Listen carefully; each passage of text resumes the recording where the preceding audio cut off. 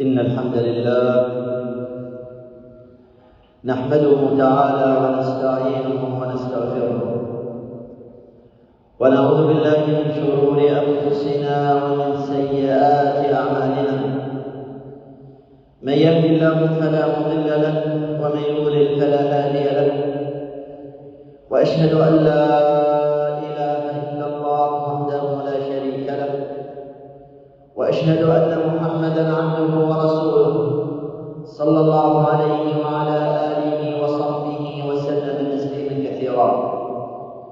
يا أيها الذين آمنوا اتقوا الله حق تقاته ولا تموتن إلا وأنتم مسلمون. يا أيها الذين آمنوا اتقوا الله وقولوا قولا سديدا يصلح لكم أعمالكم ويغفر لكم ذنوبكم، ومن يطع الله ورسوله فقد فاز فوزا عظيما.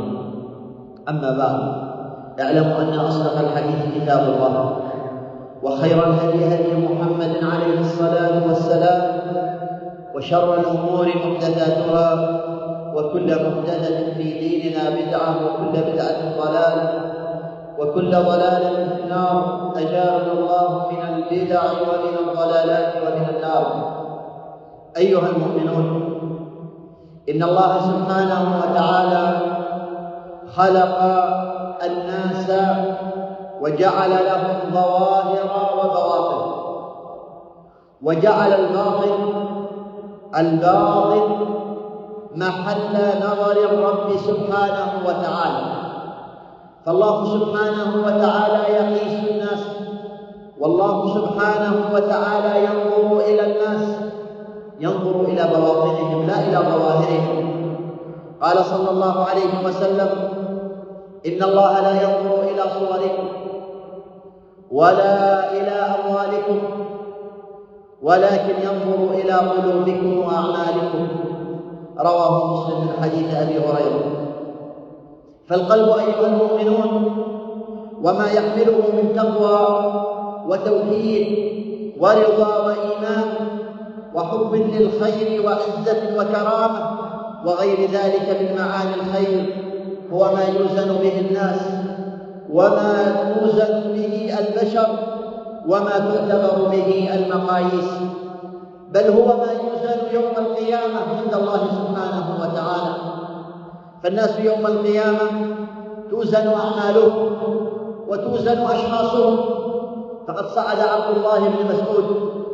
عبد الله ابن مسعود كان من أصغر الصحابة جسما رضي الله عنه وأرضاه، كان نحيفا صغيرا. صعد يوما من الأيام على شجرة الأرك، فجعل الصحابة رضي الله عنهم يتعجبون ويضحكون، فقال عليه الصلاة والسلام: مما تضحكون؟ قالوا: يا رسول الله، من دقة ساقيه. فماذا قال لهم صلى الله عليه وسلم؟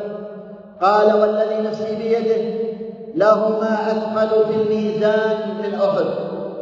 يوم القيامة أثقل في الميزان من أحد. رواه أحمد وغيره. وإنه ليأتي بالرجل العظيم السمين يوم القيامة ولا يزن عند الله جناح بعوضة، كما رواه مسلم. فليست العبرة بالأجسام ولا بالمظاهر ولا بالأشكال، ولو كان المعيار كذلك لكان المنافقون هم أولى الناس بذلك. قال الله عن المنافقين: وإذا رأيتهم تعجبك أجسامهم وإن يقولوا تسمع لقولهم كأنهم خشب مسندة يحسبون كل صيحة عليهم هم العدو فاحذرهم قاتلهم الله أنى يؤفكون. أيها المؤمنون، اسمعوا إلى هذا الحديث الذي رواه البخاري من حديث سهل بن سعد رضي الله عنه. قال: مر على رسول الله صلى الله عليه وسلم وهو جالس مع الصحابة، مر عليهم رجل فقال عليه الصلاة والسلام للصحابة: ما تقولون في هذا؟ فقال الصحابة: رأيك في هذا أن نقول هذا من أشراف الناس، هذا من أشراف الناس، هذا حري إن خطب، إذا خطب امرأة ألا يرد، وإن شفع أن يشفع، إذا تدخل في قضية الناس يقبل رأيه، وإن شفع أن يشفع، وإن قال أن يسمع له، إذا تكلم الناس تسمع له. فسكت النبي صلى الله عليه وسلم. ثم مر رجل آخر فقال النبي صلى الله عليه وسلم: ما تقولون في هذا؟ فقال الصحابة: يا رسول الله، هذا والله يا رسول الله من فقراء المسلمين، هذا حري إن خطب أن يرد، لو طرق على الناس يخطب من بناتهم ردوه، إن خطب أن يرد، وإن شفع لا يشفع، وإن قال لا يسمع لقوله. فماذا قال عليه الصلاة والسلام؟ قال: لهذا خير من ملء الأرض من مثل ذاك. هذا الأخير الفقير المسكين خير عند الله من ملء الأرض من مثل ذاك. فليست المقاييس لا بالأموال ولا بالجاه ولا بالأجسام، ولو كانت العبرة بالأجسام والقوة لكانت عاد قوم هود هم أولى الناس بذلك، وهم الذين جابوا الصخر بالواد، وهم الذين قالوا من أشد منا قوة، وهم الذين كانوا لما أرسل الله عليهم الريح أرادوا بقوتهم أن يردوا هذه الريح. لو كانت العبرة بالأجسام لكانوا هم أولى الناس بذلك، لو كانت العبرة بالأموال لكان قارون أولى الناس بذلك، وهو الذي قال الله عنه: وآتيناه من الكنوز ما إن مفاتحه لتنوء بالعصبة أولي القوة. لو كانت العبرة بالمناصب وبالجاه وبالرئاسة والملك لكان فرعون أولى الناس بذلك، وهو الذي ملك مصر واستعبد أهلها وقال: هذه الأنهار تجري من تحتي. لو كانت العبرة بالوزارة وبالجاه وبالرتبة لكان أولى الناس بذلك هامان والنمرود وغيرهم ممن ملكوا الأرض. قال صلى الله عليه وسلم: واسمعوا إلى هذا الحديث. هذا الحديث قال صلى الله عليه وسلم: بينما امرأة من بني إسرائيل كانت ترضع طفلا رضيعا لها، وكانت جالسة في قارعة الطريق. قال: فمر بها رجل راكب خيل على خيل غالية مسومة، رجل راكب ذو شارة، يعني ملابس حسنة وهيئة حسنة. فلما رأت المرأة هذا الرجل وهذا المركب وهذه الهيئة وعندها طفلها الصغير قالت: اللهم اجعل ابني مثل هذا. فترك الطفل الثدي، وهؤلاء ممن تكلموا في المهد، الذين تكلموا في المهد هذا منهم. فترك الرضيع ثديها والتفت إليه وقال: اللهم لا تجعلني مثله. ثم أقبل على ثديها يمصه.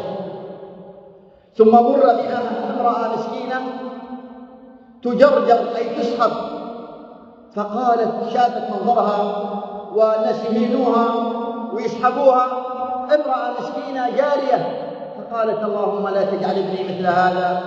فتركت الثدي وقال: اللهم اجعلني مثلها. فالتفتت إلى ولدها وقالت: ولم ذاك؟ فقال: أما الأول الراكب فهو جبار من الجبابرة، ظالم من الظالمين، ليس له عند الله قيمة.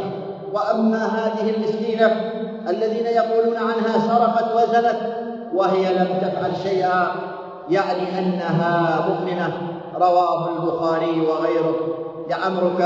لعمرك ما الإنسان إلا بدينه، لعمرك ما الإنسان إلا بدينه، فلا تترك التقوى اتكالا على النسب، فقد رفع الإسلام سلمان فارس وأوضع الشرك الشقي أبا لهب.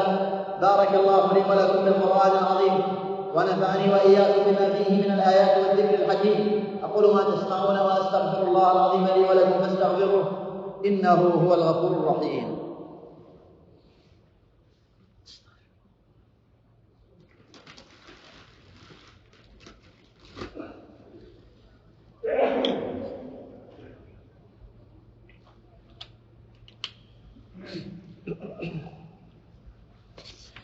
الحمد لله على إحسانه، وله الشكر على توفيقه وامتنانه، وأشهد أن لا إله إلا الله وحده لا شريك له تعظيما لشأنه، وأشهد أن محمدا عبده ورسوله صلى الله عليه وعلى آله وأصحابه وإخوانه. أما بعد، فيا أيها الناس إياكم ثم إياكم أن تقيسوا الناس بأجسامهم أو بجمالهم أو بأحسابهم أو بأنسابهم أو بجنسياتهم أو بألوانهم أو أشكالهم أو بمراكبهم وسياراتهم أو بمبانيهم وعماراتهم أو بأموالهم أو بالرتب. إياكم أن تقيسوا الناس بهذه المقاييس. هذه أشكال الظاهر لا ينظر الله سبحانه وتعالى إليها، إنما يقاس الناس بتقواهم، بدينهم، بتوحيدهم، بأخلاقهم، بما يحملون من الخير والهدى والصلاح. يا أيها الناس إنا خلقناكم من ذكر وأنثى وجعلناكم شعوبا وقبائل لتعارفوا إن أكرمكم عند الله أتقاكم إن الله عليم خبير. رب أشعث أغبر ذو طمرين مدفوع بالأبواب لو أقسم على الله لأبره. وهذا لا يعني أننا نترك الظاهر، لا، الظاهر مطلوب، والجمال مطلوب، ونظافة الثوب مطلوبة، والأشكال الحلوة مطلوبة، لكنها ليست المقاييس عند الله سبحانه وتعالى. نحن لا نترك الظاهر مطلوب، وإنما الخطأ أن نجعل الظاهر هو المقياس. قال صلى الله عليه وسلم: إنما ترزقون وتنصرون بضعفائكم. رب رزق يدره الله سبحانه وتعالى على أهل بلد أو على أهل بيت بسبب ضعيف أو مسكين عندهم تدر به الأرزاق وينصرون به. اللهم إنا نسألك الهدى والتقى والعفاف والغنى. اللهم إنا نسألك الجنة وما قرب إليها من قول وعمل، ونعوذ بك من النار وما قرب إليها من قول وعمل. اللهم أصلح قلوبنا، اللهم أصلح بواطننا، اللهم ارزقنا الإيمان والأعمال الصالحة يا رب العالمين. اللهم ارزقنا التقوى التي هي مقياسك يا رب العالمين. اللهم إنا نسألك الجنة وما قرب إليها من قول وعمل، ونعوذ بك من النار وما قرب إليها من قول وعمل. اللهم اجعل اجتماعنا هذا اجتماعا مرحوما، وتفرقنا من بعده تفرقا معصوما، ولا تجعل معنا ولا فينا ولا بيننا شقيا ولا محروما. اللهم لا تدع لنا في مقامنا هذا ذنبا إلا غفرته، ولا دينا إلا قضيته، ولا مريضا إلا شفيته، ولا مبتلا إلا عافيته. اللهم اشف مرضى المسلمين، وارحم موتى المسلمين الذين يشهدون لك بالوحدانية ولرسولك بالرسالة. اللهم انصر الإسلام وأعز المسلمين، وأذل الشرك والمشركين، ودمر أعداءك أعداء الدين يا رب العالمين. اللهم آمنا في أوطاننا، وأصلح أئمتنا وولاة أمورنا، واجعل هذا البلد آمنا مطمئنا سخاء رخاء وسائر بلاد المسلمين. عباد الله، صلوا وسلموا على من أمرتم بالصلاة عليه. اللهم صل وسلم على نبينا محمد، وارض اللهم عن الخلفاء الراشدين، وعن أزواجه الطاهرات أمهات المؤمنين، وعن الصحابة أجمعين والتابعين وتابعيهم، ومن سار على نهجهم واقتفى أثرهم إلى يوم الدين. وأقم الصلاة.